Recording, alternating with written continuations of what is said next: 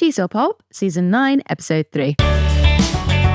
Hello and welcome to TESOL Pulp, the mini podcast for busy teachers. My name is Laura and join me today to talk about coaching language learners to success is Kerstin Cable. Kerstin is a language learning coach, speaker and podcaster living in England. She's also the woman behind fluentlanguage.co.uk and the creator of the Fluent Show podcast.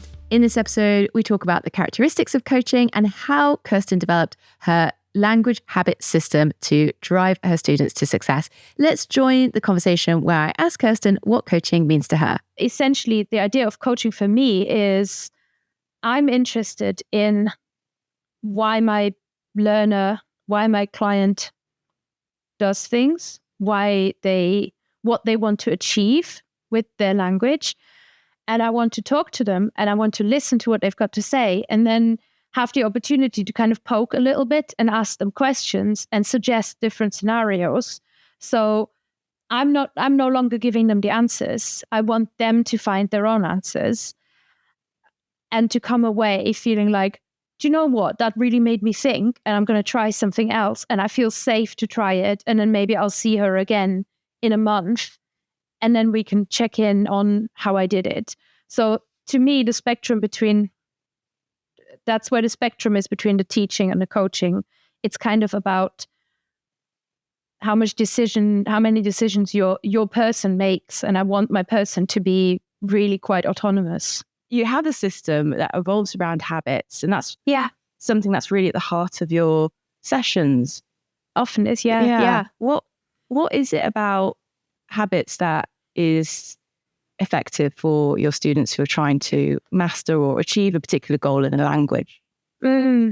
So the way you can define a habit is that it's an automatic action that you kind of do without thinking about it, which when you're thinking about you think about your bad habits. That's, I feel like, where this really comes into play. Like if you're a smoker, if you reach for the chocolate, if you're on the social media a lot, we all have bad habits. If you're a gossip, I don't know. And then you realize these are things that happen involuntarily. You don't really think about, I'm going to spend half an hour on TikTok now. But then you do. I don't have TikTok. And I got really interested. I was also reading a lot of Gretchen Rubin at the time. Gretchen Rubin is a really interesting writer about the idea of habits and how it all works. So I got interested in, like a lot of people saying, here's what I want to do in my languages. And usually having these like big bombastic goals and going really hard and watching 4 hours of YouTube every single day. And then when they felt like the imaginary the imagined progress or goal wasn't achieved, people would really drop off and people would feel bad about themselves. And I thought, well, how is that different to how I do languages? Because I don't do that.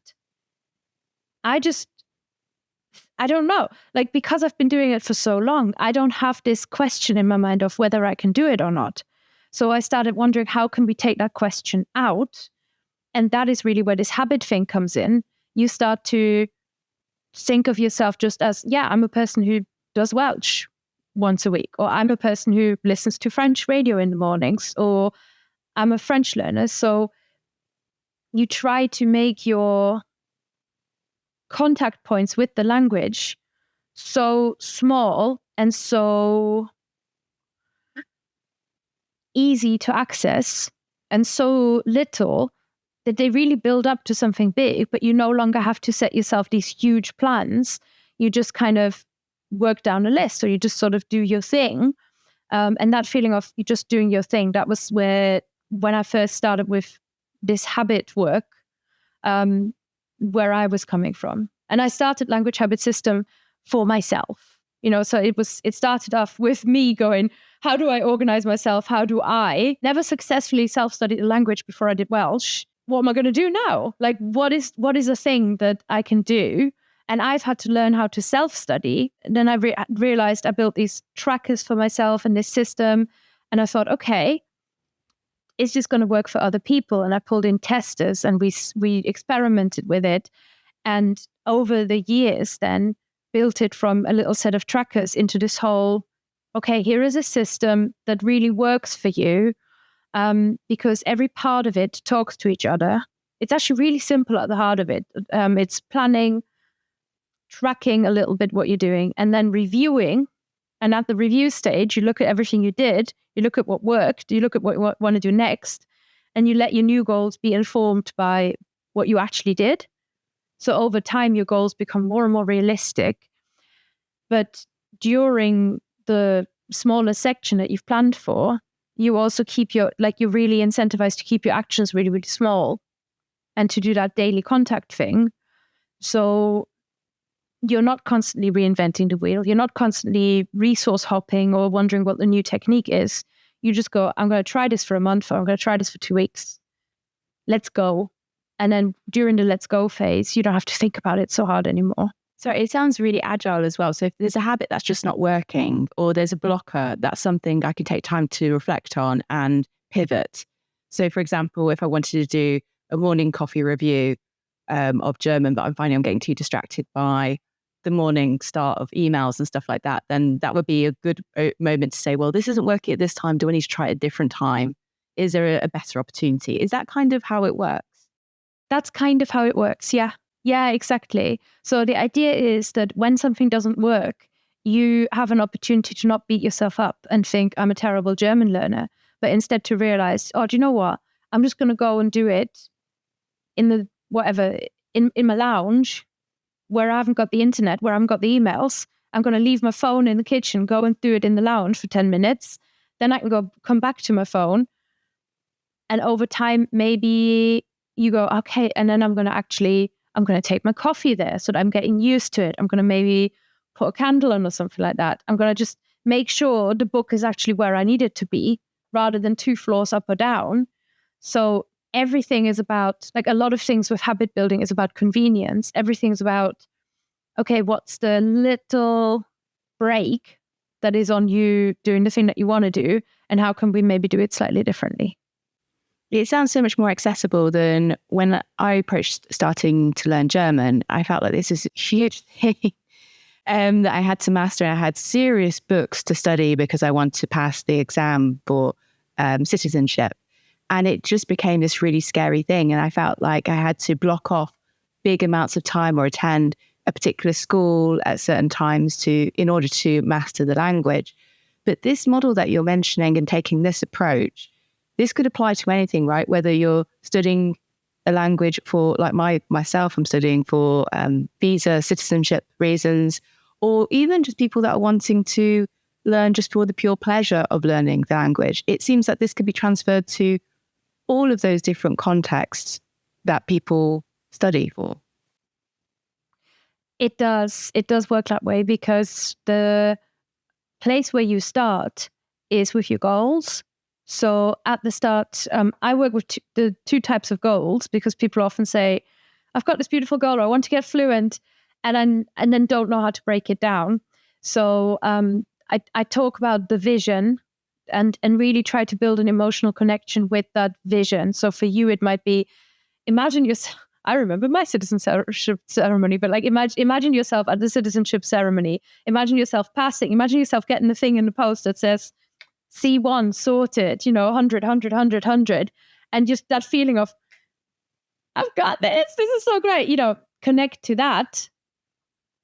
We can't really then break that down into tasks. That doesn't work. But to have it sealed away somewhere, to have it locked away somewhere, and to have access to it is a really great motivator, really great driver. And it makes it clear for you, oh, this is what I'm in this for. And I think sometimes we need to, every few years, we need to re-examine what we're in this for. Like with Welsh, I've had it, as I've improved, it's my reason for still being in the game is different. But it's really important to kind of, I don't know if I'm going to say it in like marketing terms or whatever, like it's that knowing your why. It's a bit of a platitude, but it really is important. And what that also then means is you do have a system that is flexible enough to adjust to the person who is an expat, who needs to live somewhere, the person whose kid is in school in a different language, needs to start talking to their kid and understand what the teachers want, and then the person who is learning for the pure love and pleasure of it. Yeah, it's coming back to that. What is your why, and how is it going to change your life if you put these habits into place? For myself, I didn't really think about that enough because the why was imposed on me by the standards of where I'm living. So I hadn't really spent time to think about how would my life change if I spoke German better? What would get easier for me? What sort of friendships and relationships would I foster if I was able to speak German better? And I think if I maybe spent some time thinking about that, I'd be far more enthusiastic about building habits. Maybe not so much the course book. I don't think I'm ever going to be enthusiastic about that.